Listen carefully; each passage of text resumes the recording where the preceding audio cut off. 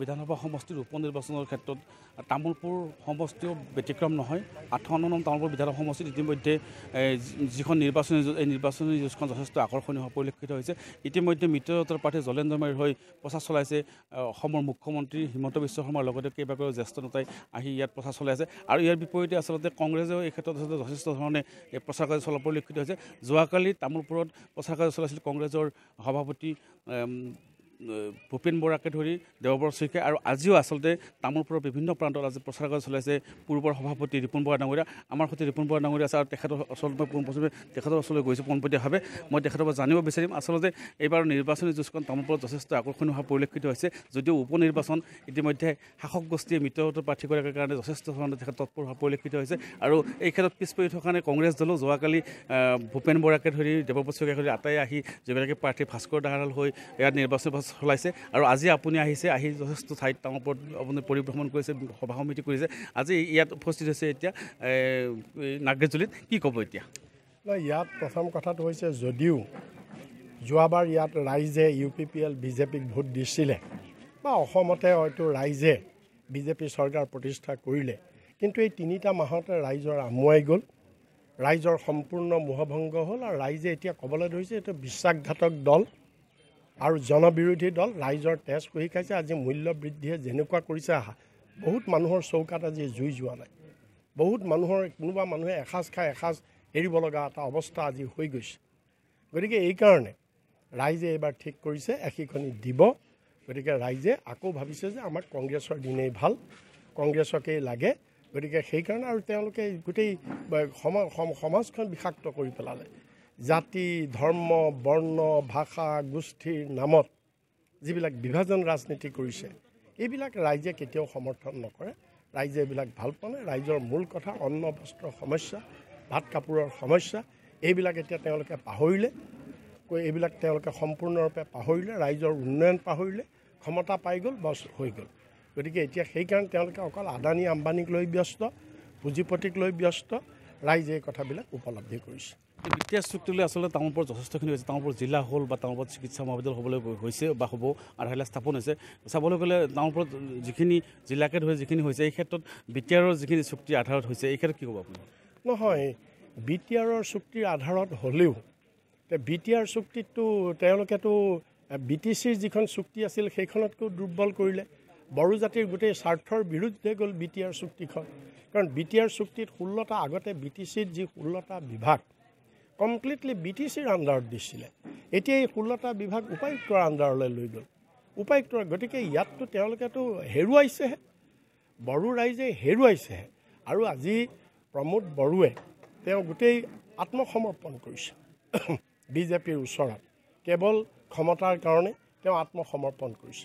আৰু আজি ইয়াত এইটো গোটেইটো বুজি পাই গৈছে, ৰাইজে স্পষ্টভাৱে বুজি পাইছে যে ব্ৰিটিছ আৰু BJPৰ মাজত কোনো পাৰ্থক্য নাই। ব্ৰিটিছে যেনেকৈ আমাক ভাগ ভাগ কৰি দেশ শাসন কৰিছিল, এতিয়া BJPও ভাগ ভাগ। আজি চাওক, BJPয়ে এলায়েন্স কৰিছে, এলায়েন্স কৰি অজগৰে যেনেকৈ গ্ৰাস কৰে তেনেকৈ গোটেই দলবিলাকক গ্ৰাস কৰিছে। AGPৰ লগত BJPয়ে এলায়েন্স কৰি AGPক প্ৰায় গ্ৰাস কৰিলে। আপোনাৰ তিৱাসকলৰ লগত এলায়েন্স কৰি তেওঁলোকক গ্ৰাস কৰিলে। গণশক্তিৰ লগত এলায়েন্স কৰি গণশক্তি মিচিং জাতিক গ্ৰাস কৰিলে, দুৰ্বল কৰিলে। ৰাভাসকলৰ লগত এলায়েন্স কৰি ৰাভা জাতিৰ ঐক্য তেওঁলোকে গ্ৰাস কৰিলে, দুৰ্বল কৰিলে। আৰু এতিয়া বড়ো জাতিৰ মাজত বিভাজন কৰিবৰ কাৰণে আজি 2টা দল তেওঁলোকে সৃষ্টি কৰি দিলে, BPF UPPL, দুৰ্বল কৰি। তেতিয়াহে তেওঁলোকে শাসন কৰিব পাৰিব ভাগ ভাগ কৰি। গতিকে এই কথাবিলাক চব ৰাইজে বুজি পাইছে। ইয়াৰ যোগ্য প্ৰত্যুত্তৰ ৰাইজে সেইকাৰণে উপ নিৰ্বাচনত দিব। হয়, আচলতে যথেষ্ট আশাবাদী যিগৰাকী প্ৰাৰ্থী ভাস্কৰ দাহাল হৈ আজি নিৰ্বাচনী পথত নামি পৰিছে APCCৰ প্ৰাক্তন সভাপতি ৰিপুণ বৰা। আৰু তেখেতে আচলতে শাসক দলৰ যিখিনি মানে UPPL বা BTR চুক্তিলৈ যিখিনি মানে তেওঁলোকে ৰূপায়ণ কৰিছিল, তাক লৈ তেখেতৰ যথেষ্টখিনি তাৎপৰ্যপূৰ্ণ কথা কৈছে। আমাৰ মাজত প্ৰাৰ্থীগৰাকী উপস্থিত ভাস্কৰ দাহাল, আপোনাৰ কেনেধৰণৰ প্ৰচাৰ কাৰ্য চলি আছে? নাই, আমাৰ প্ৰচাৰ কাৰ্যসূচীটো নিৰন্তৰভাৱে চলি আছে। কাৰণ ইয়াত দুখীয়া ৰাইজ বিভিন্ন ভাষা ভাষী জনগোষ্ঠীক যিটো অন্যায় অত্যাচাৰ কৰি বাকী ফাঁকি চৰকাৰ চলাই প্ৰমোদ বড়ো ডাঙৰীয়াই সাধাৰণ ৰাইজক ঠগি বড়ো জনগোষ্ঠীৰ লগতে অন্যান্য ভাষী জাতি জনগোষ্ঠীক যেনেকৈ মই ক্ষমতাত আহিলে প্ৰত্যেক মহিলা সেল্ফ হেল্প গ্ৰুপক ৭৫,০০০ টকা দিম, ঘৰে ঘৰে চাকৰি ঘৰ দিম বুলি যিটো ইস্তাহাৰত তেখেতে প্ৰকাশ কৰি শপত খাই কৈছিল সৰ্বসাধাৰণ ৰাইজক, কিন্তু যেতিয়া ক্ষমতাত বহাৰ লগে লগে এইবোৰ বস্তু গোটেই পাহৰি আজি মানুহক মানে গালিৰ বাহিৰে একো দিব পৰা নাই। এইকাৰণে এনেই মিছলীয়া চৰকাৰ বাকী আৰু ফাঁকি চৰকাৰ এইটো টেঙা আম এবাৰহে বিচাৰিব পাৰিব। এইকাৰণে এতিয়া প্ৰমোদ বড়োৰ দোকান বন্ধ, মিছা কথা ক'ব নোৱাৰে। BTCৰ যিটো ছেক্ৰেটাৰী এতিয়া টকা ঘটা ফেক্টৰী নিচিনা ব্যৱহাৰ কৰি তাত প্ৰমোদ বড়ো ডাঙৰীয়া বহি আছে। এইকাৰণে তামোলপুৰ বাকী ৰাইজে সিদ্ধান্ত লৈছে যিটো বাকী ফাঁকি চলা চৰকাৰ আৰু নালাগে। মিছা কথাটো আৰু ভুল নাযায়। কংগ্ৰেছৰ প্ৰাৰ্থী জয়ী হ'লে কংগ্ৰেছ দলে যেনেকৈ পূৰ্বতে দুখীয়া ৰাইজক সহানুভূতিৰে চাইছিল, বিভিন্ন ভাষা ভাষী জনগোষ্ঠীক আমি যিটো সংস্থাপন দিছিলোঁ, বিমলা নগৰে হওক, অম্বৰীশ নগৰে হওক, মহেন্দ্ৰ নগৰে হওক, যি নামত আমি মানুহবোৰক সংস্থাপন দিছোঁ, তাত মানুহক কোনো অসুবিধা নহ'ব। য'ত যেনেকৈ আছে পাট্টা হ'লেও নহ'লেও তাত মানুহক আমি হাত দিবলৈ নিদিওঁ। এইটো কংগ্ৰেছে সুৰক্ষিত কৰিব পাৰে বুলি সকলো মানুহে বুজি পাইছে। কাৰণ এই মিঠা কথা কোৱা মানুহৰ লগত আমি ভুল যাওঁ। কংগ্ৰেছে সংস্থাপন দিয়া গাঁওবোৰক মানুহক উচ্ছেদ কৰিব আৰু বেছি দিন নাই, মানুহে বুজি পাইছে। এইকাৰণে এই বাকী ফাঁকি আৰু মিছলীয়া চৰকাৰক আৰু বিশ্বাস নকৰে। ইতিমধ্যে মিত্ৰজোঁটৰ যিগৰাকী প্ৰাৰ্থী মিত্ৰজোঁটৰ প্ৰাৰ্থীৰ হৈ আচলতে আটাই আহি লাগিব উঠিবই লাগিছে।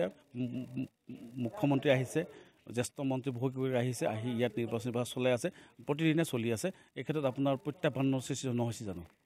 মিত্ৰজোঁট তেখেতৰ নাটকে GSP মিত্ৰজোঁট নহয় নেকি? GSP মিত্ৰজোঁটে হয়, তো GSPৰ প্ৰাৰ্থীজন কি হয়? এইবোৰ বস্তু মাননীয় যিসকল ব্যক্তিসকলে মিত্ৰ শব্দ কৈ আছে, এতিয়া আটাইতকৈ অমিত্ৰ দল আছে যদি এইকেইটাই। যদি মিত্ৰ দল হয় GSPৰ কিহৰ প্ৰাৰ্থী?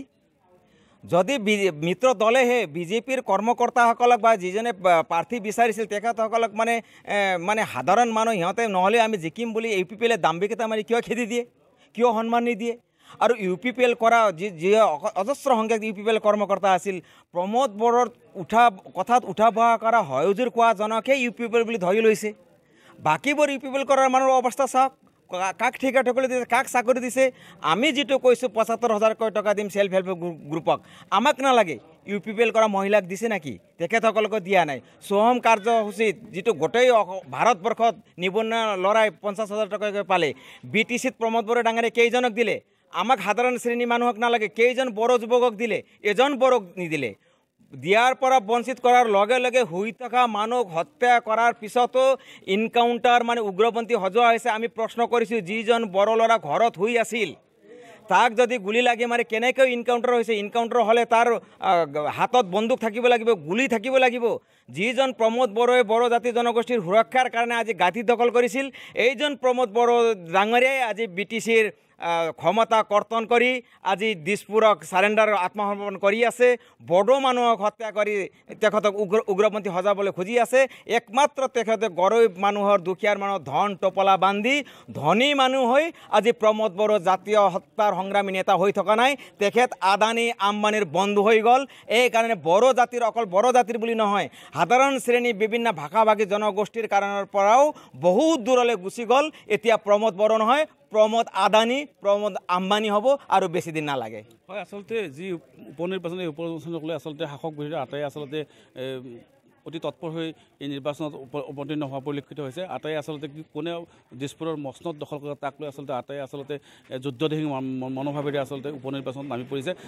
পৰৱৰ্তী সময়ত আচলতে আমি গম পাম, যেতিয়া নিৰ্বাচনৰ ফলাফল ঘোষণা হ'ব, তেতিয়া আচলতে কোনে তামোলপুৰ সমষ্টিৰ পৰা সেই হাঁহি মাৰে আমি অহা ২ নৱেম্বৰ তাৰিখে নিশ্চিতভাৱে গম পাম।